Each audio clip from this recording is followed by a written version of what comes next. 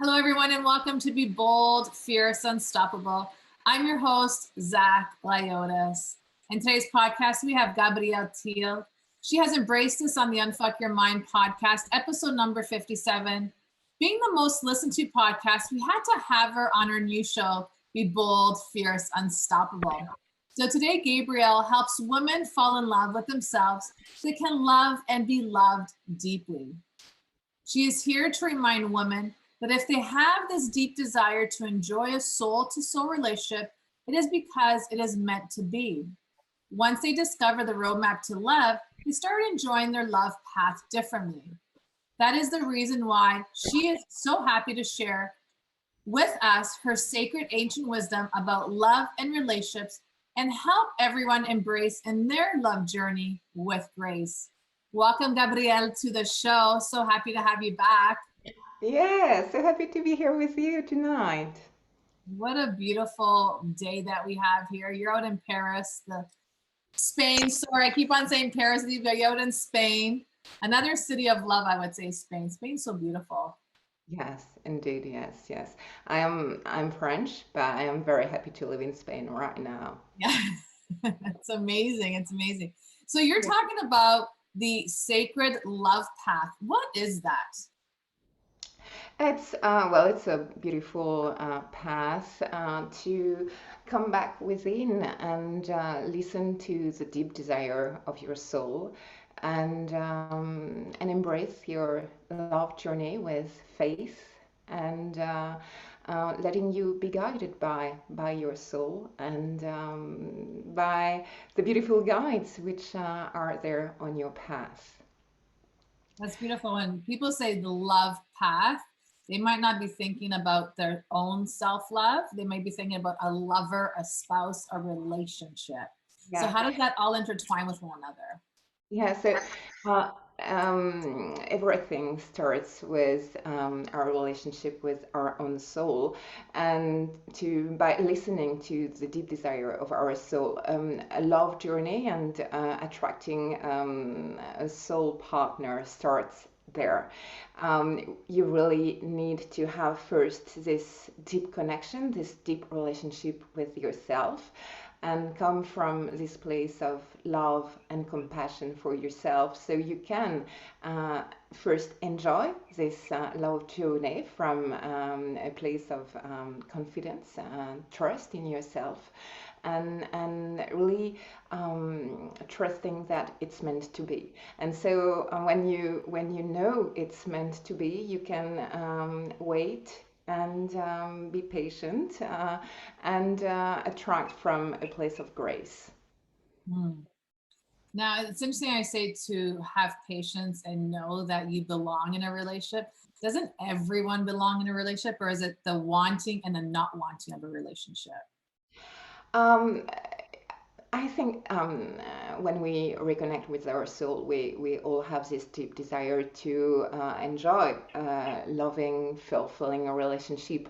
But some of them know it's meant to be and know they deserve to love and be loved deeply. And so those persons will maybe might find some difficulties on their love path, but they will face those challenges and keep on trusting, and so at some point it will happen. Although people who don't have this deep belief within themselves that they really are worthy of love, they're lovable, they absolutely deserve love, will see any difficulty on their love path and will give them the meaning that maybe love is not meant for them.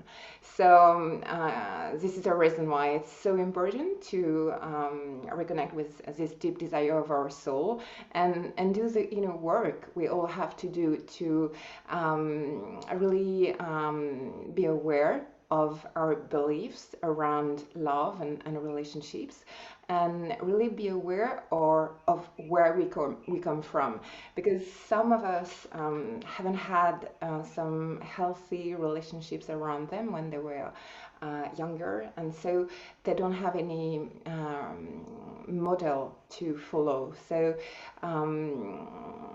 when they face a difficulty, they are very challenged and always feel that maybe it's because they're not worthy of love in the end, and maybe love isn't meant for them.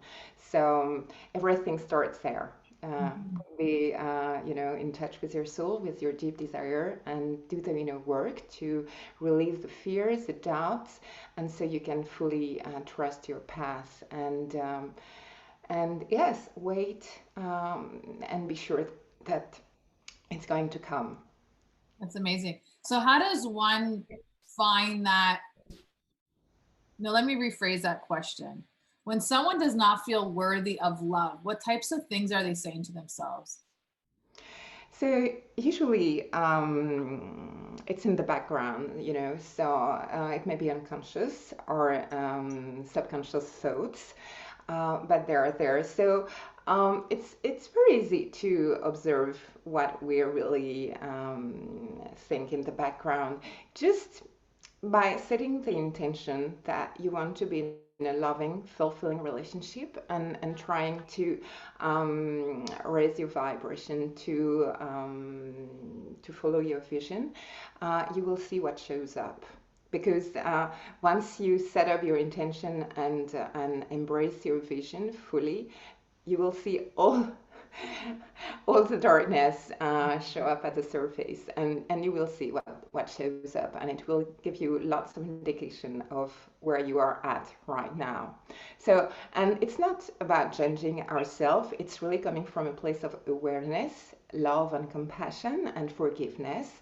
But yes, do the inner work that it's necessary to be in really a place of deep love for yourself, which means really embracing everything, the light and the dark, because we need both.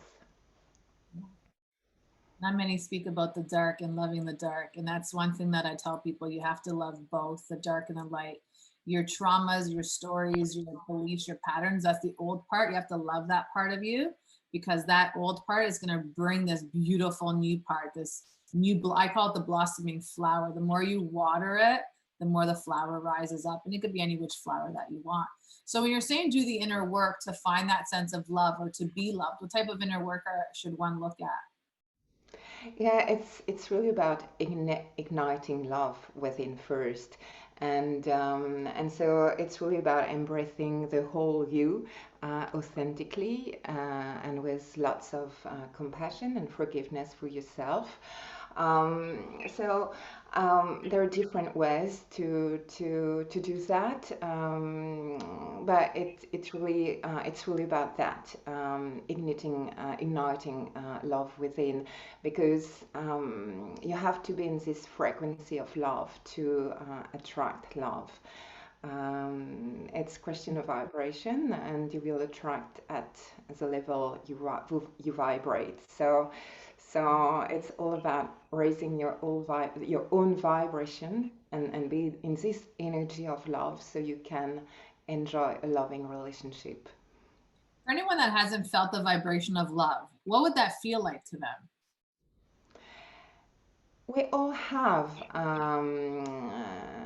in our cell and in our soul the remembering of what it is, because we all come from love. We all come from this very high vibration of love. So our soul knows it. So it's really about listening to your soul, and going one step at a time.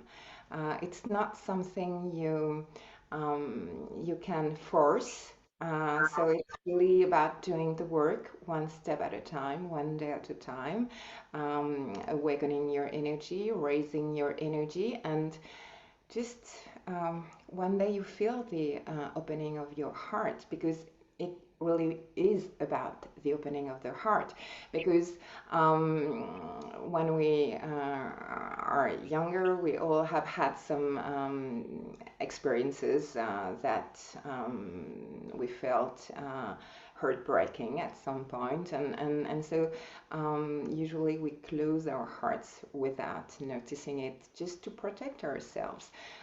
It's really about avoiding repeating old failures or old mistakes, or and so without being conscious of it, we live our life with a closed heart to protect ourselves. So it's really about reopening the heart, and and trusting, being in this path, and and being faithful, and trusting that everything is for our better good in at some point. Yeah.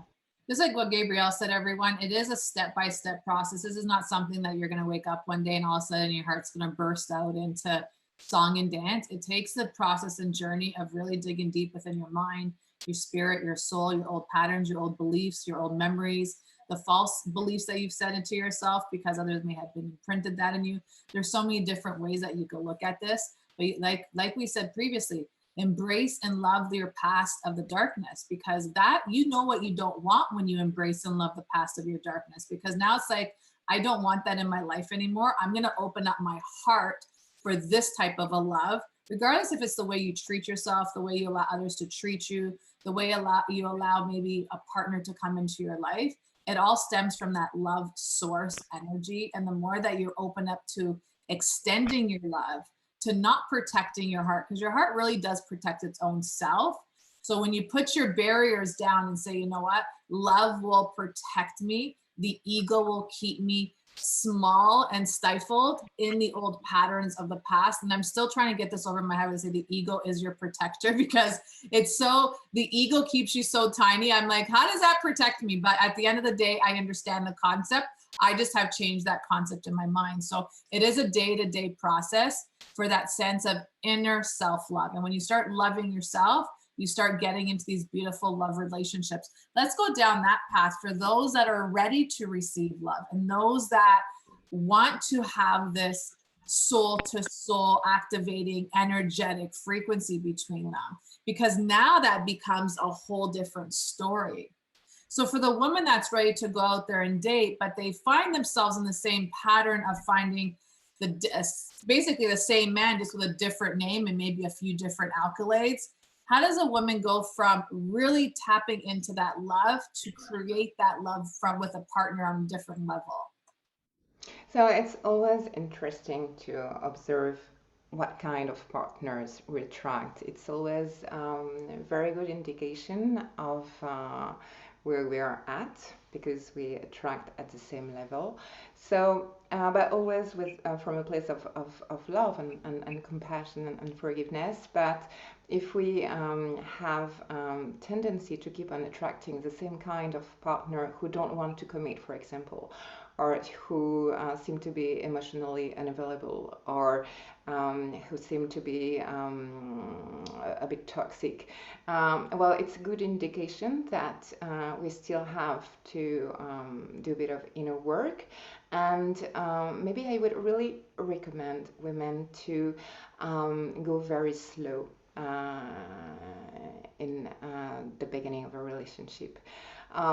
Many women have such a deep desire to be in a relationship, and once they feel a small chemical connection with a man, they very quickly, and many times too quickly, start to fall in love, and jump into a relationship before both partners are really ready for that.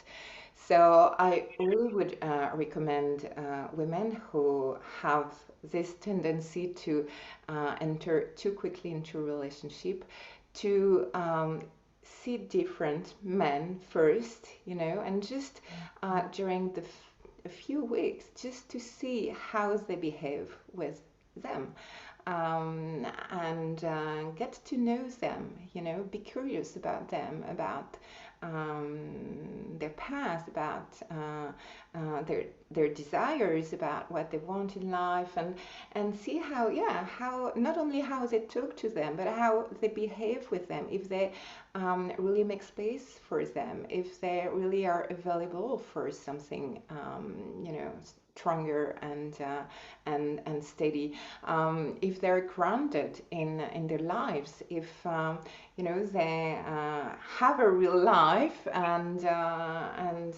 enjoy it, So it's really about coming from this place of, okay, I'm open, but time is on my side, and I will take my time, and I won't jump in any relationship too quickly, because I know it's maybe something I have done in the past and it was not great.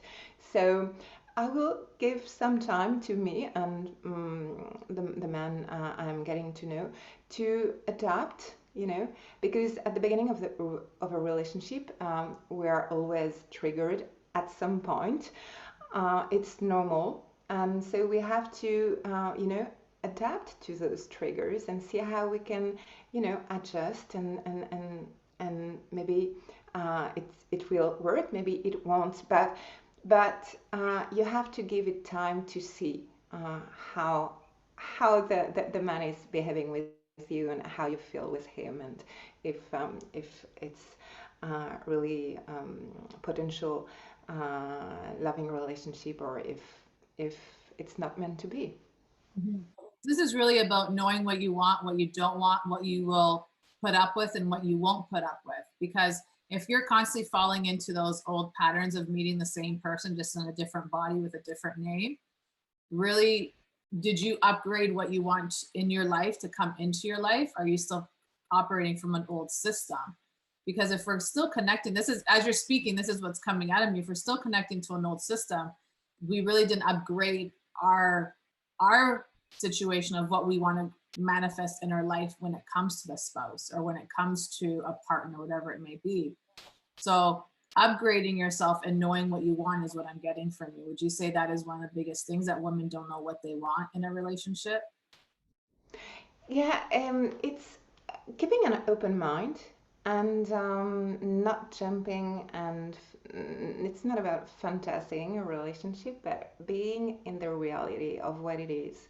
And it's really about knowing the other person, knowing ourselves, Mhm. and give it some time, because at the beginning everything can seem beautiful, and yes, there is this chemical connection, and we feel adored, sexy, but then the first challenges happen, and yes, it's not as easy as we hoped it would be, and here comes the reality, and we a relationship, it's very real. So you don't live in a dream. You have the day to day, to deal with. So you have to be grounded, and you have to adjust with your partner. It's not it's not only a beautiful dream. It's really something real, and it must be grounded. Mhm. You spoke about triggers previously, and I want to go down the trigger lane, because if you're just getting into a relationship and all of a sudden there's a trigger or there's a red flag, but you are craving to feel loved by another person. And typically a lot of women ignore these trigger spots because they haven't been triggered enough to wake up to that pain or that trigger, or they still haven't healed through it. When there's triggers, or if there's red flags, for those that want to have that upgrade, would you suggest still continuing with the relationship and seeing how it ebbs and flows? Or are you just saying, you know what you want, those triggers, you heal through those triggers, the red flags are coming up right now, what is your next step? So every relationship will come with triggers. There is no relationship which is perfect. So, this said, there are of course some red flags, and but you will discover those red flags with time. So this is a reason why we have to take it slow, to really get to know the person and get to know how she is in a relationship. And so yes, some red flag would be obviously someone who is not healthy in the way he behaves with you, and maybe is emotionally or verbally or physically aggressive. Of course, it would be a strong flag, red flag, and there is no way it's possible that it will work. So it's better to stop in the moment we face something like that. But this said, there will be triggers, and we have to be able at some point to deal with those triggers, and yes, at the moment both partners are ready to do the work and grow together. I would say it's worth giving it a try, and because a relationship is a spiritual assignment as well. Any relationship is a spiritual assignment. So it sometimes triggers us in the good way, in the sense that it will make us grow um, a lot more quicker that if we were staying on our own. So some triggers are definitely worth Yeah. fighting for, and adjusting and adapting, and finding a way through the triggers. Yeah, because those triggers could be so deep that you don't even realize that it's still there, even after you worked on it. Would you say that? Yes, yes, and anyway, life happens for every of us. So even if the triggers don't appear immediately, they will show up at some point, because we will be challenged in our life, in our professional life, in our family life. Our red buttons will always be, pressed at some point, and our partner usually is the one person who activates the most our red buttons. So we must be ready for the challenge, and face it with faith, and trusting that we will go beyond that, and the relationship will be even stronger once we face those triggers. Yeah, absolutely.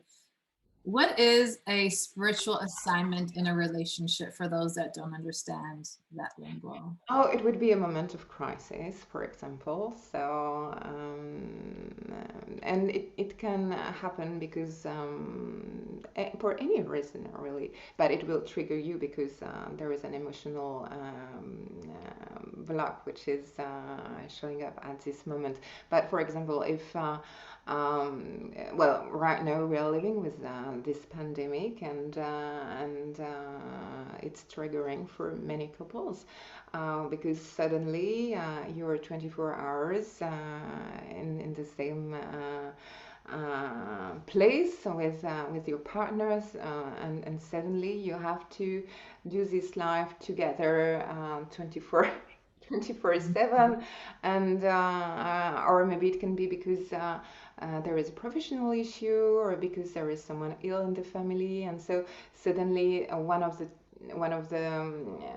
two will be triggered and hurt, and so of course it will affect the relationship, because everything will affect the relationship. So your spiritual assignment with anyone that you meet on this journey called life is really there to show you parts of yourself. So those triggers are your unhealed wounds, and the person that's coming into your life, doesn't matter if it's a partner, doesn't matter if it's a friend or if it's a boss, doesn't matter who really it is. At the end of the day, we have these spiritual assignments to show us parts of ourself and continue learning parts of ourself. typically when we're in these spiritual assignments with our lover, with our partner, with whoever it is, especially a twin flame relationship, you will be challenged with many, many different situations, traumas, remembrance, whatever it may be, because that's what your partner is meant to do for you when raising that vibrational frequency. It happens. Trust me, I've been down that road. One person may handle it, one person may not handle it. That's why they have the runner and the chaser. Whichever part of the assignment that you're on at that point, just recognize that there's huge love inside you beyond a twin flame relationship. And once you go through these assignments, sometimes they're closed assignments because you've gone through what you had to go through, and sometimes they continue in different lifetimes. So it's really about, again, what Gabrielle said, it's really about doing your inner work to recognize your love and what you want in your life. So I want to go back to discover the roadmap of love. That's I feel like that sentence alone is just filled with so much beauty, so much pain, so much suffering, so much joy, so much laughter, so much of everything. How does one discover their roadmap to love? It's really being in touch with your soul, with your intuition, and with your deep desire, because your soul knows. Our soul chose to experience this human life, and chose all the person she would meet in this human experience. So our soul absolutely knows who is our partner, and the reason why when we meet essential persons in our life, so it can be friends, it can be a loving partner, we will feel deep connection, and we will feel that we already know this person.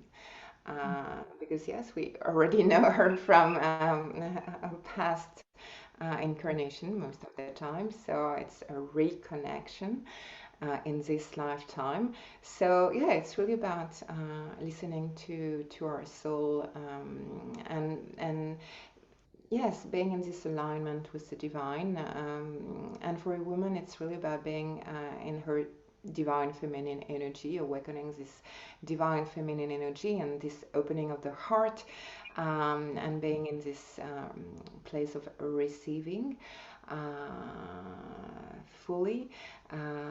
Yes, it's this is the love journey. It's really a journey within first. Mm-hmm. So you still spoke about the soul and connecting with your soul. A lot of people may feel like, am I connecting with my soul? Is it this loud voice that's talking to me? Is this negative voice that's talking to me? Or is it something that I don't know what I'm doing? How does one know when they're connecting to their soul and not their ego? So when you feel at peace, when your mind is more quiet, and when you feel the love within, it usually means that you are connected with your soul at this moment. A feeling of joy as well is a good indication that you're in touch with your soul. And in the ancient traditions, we often talk about the rising of the Kundalini energy, which is the subtle energy of the soul. So I have a background as a Kundalini yoga teacher, so I work a lot with the rising of the Kundalini energy, and this is it. So you have different techniques to raise your Kundalini, but when the Kundalini is up, you are in touch with your soul. Your mind is quiet, and you feel the opening of your heart. And yes, it's really beautiful to live our life from this deep connection with our soul. Once you open up that Kundalini energy, I think it's all over. That energy is the most robust, the most warm, the most loving, the most. I just keep on feeling this envelope of love, like arms just going right across you. That Kundalini energy, when I first discovered it, I think I don't even know, maybe my late teens. And when I first discovered that, I was like, I don't know what just happened to me, but I feel like a whole different person. Yeah. So that Kundalini energy is, I think it's the greatest life force that you could give yourself. It is pure life force energy. Yes. Yeah, Yes. it's incredible.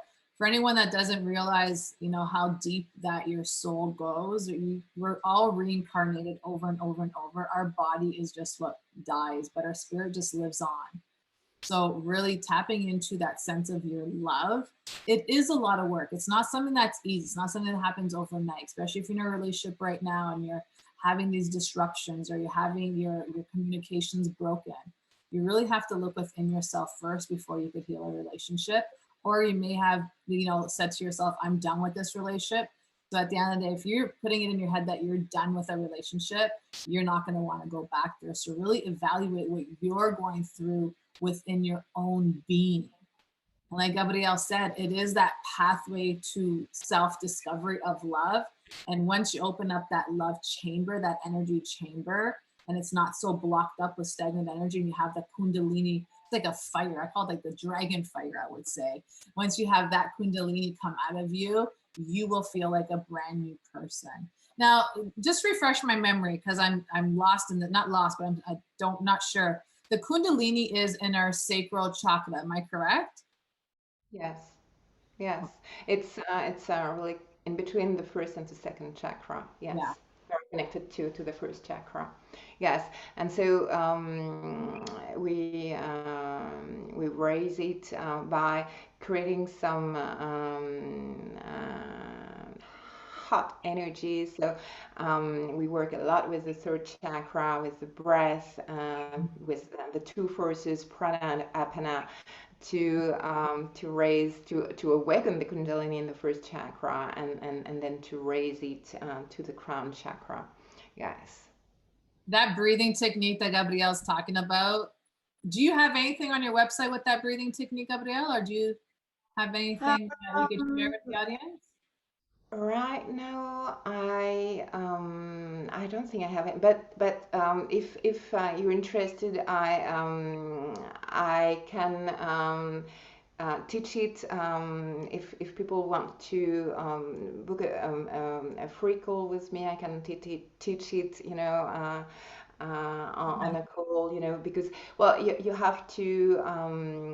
It's a bit of a technique, but it's very easy. So Yeah. if I show it to you on a call, you can practice. It's all about a question. It's all about practice, and Yes.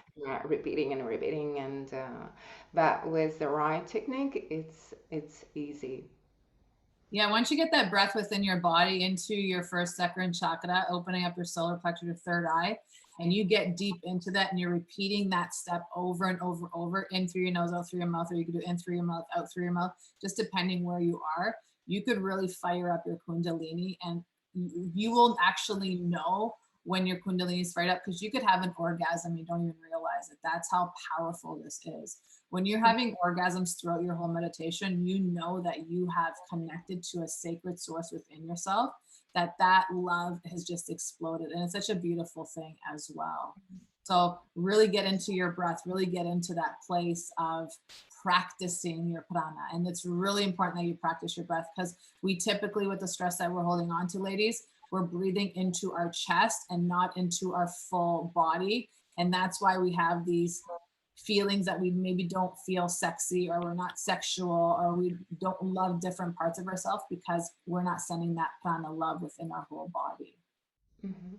Yes, So I would add for the women who have given birth, mhm. um, there is a rise of the Kundalini energy in the moment of the birth. So the deep love they suddenly feel, this deep connection they feel with the newborn, is, a moment where the Kundalini is up. Yes, I've heard women actually say that once they had their child, their intuition like just opened up so much that they were just like, I don't know what happened to me after the birth of this child. It's like the child sparked up their awakeness. Completely, yes. Yeah, it's a beautiful thing. Can I ask you a couple of questions before we finish our podcast today, Gabrielle? Of course. Awesome. For every woman that's having a difficult moment loving herself right now, what would you tell her? Oh, much love, compassion. It's a path. So just never ever give up, and it's one step at a time. And the darker the place you come from, the bigger the light on your path. So just trust, and yes, the path will show up. It's one step at a time, and trust that your path will show up, and you will find the right person to guide you, the right books to help you, and everything is in front of you, ready to be discovered. So beautiful. Everything is right there, ready for you to be discovered. It's inside of you. It's nowhere else. Yeah. For every woman that seems to be going on this journey of not finding the right man and wants to give up on seeking that spousal or relationship love, what would you say to them? Well, I hope this conversation we just had will give them hope, and yes, that they will trust that they might have some challenges, but those challenges in some way will help them reconnect with themselves and open their heart so they can attract a beautiful, loving relationship in the future. So nice. And our last question that came to my head, it left and it came back into my head. For anyone that's holding any past trauma to a previous relationship and is afraid to move forward into a new relationship, what would you say to that woman? It's normal to be afraid, and our fears are here to protect us. So don't try to avoid the fear, but move through it, and one step at a time. So don't try to go too fast. Learn from your fear. It's Be curious about it, and usually behind a fear there is yes, a small child which is afraid. So just come from this place of deep love and deep wisdom, and be present for this small child which is who is still afraid, and your presence, your love, your compassion, you listening to this small child will be healing, truly healing, and so the fear will step back, and you will be able to move on. That's great advice right there. It's really great advice. It all stems from our inner child. But one thing that Gabrielle said was that it's a step-by-step process. And the reason I'm repeating that over and over is because sometimes we forget we have to take the first step to get to the 10th step. Sometimes we want to take this leap to the 10th step, and then we don't realize everything that we missed in between 0 to 10 that we could have worked through, but now we're just dealing with it all at one time. So it's a step-by-step process of getting to know who you are and getting to know what you want in a relationship first and foremost, before you get out into a relationship and create that same roller coaster effect that you did previously. So Gabrielle, thank you so much for being on the show today and sharing again and showering us with your wisdom, your love, I want to say this exuding empress that you have within you. So thank you so much for sharing your light with us here today. Thank you. It was really lovely to talk about love. It's my favorite topic, and I'm so happy when I can give hope to women, so they trust their love path. Yes, absolutely. It's not easy to trust your love path, but once you know who you are deeply within your soul, as we spoke about, you have no problems in trusting your love path and creating your roadmap to love. Because at the end of the day, we are made out of love. We are love. Even our suffering is love. Even our fears are love. It's the lack of love we give in ourselves. But when we show ourselves love in dealing with the fears, the doubts, the guilt, the shame, whatever that is, love is truly the answer. And as much as I said to the universe once upon a time, that is the most cheesiest answer you could give me. It is a true answer. As cheesy as it may sound, it is the truth. Love is the answer to all things that are holding you back. Love is it. So for anyone that is interested in getting a hold of Gabriella, All of her information is going to be in the show notes below. Also, please join us in the Empress Club. That is our private Facebook group.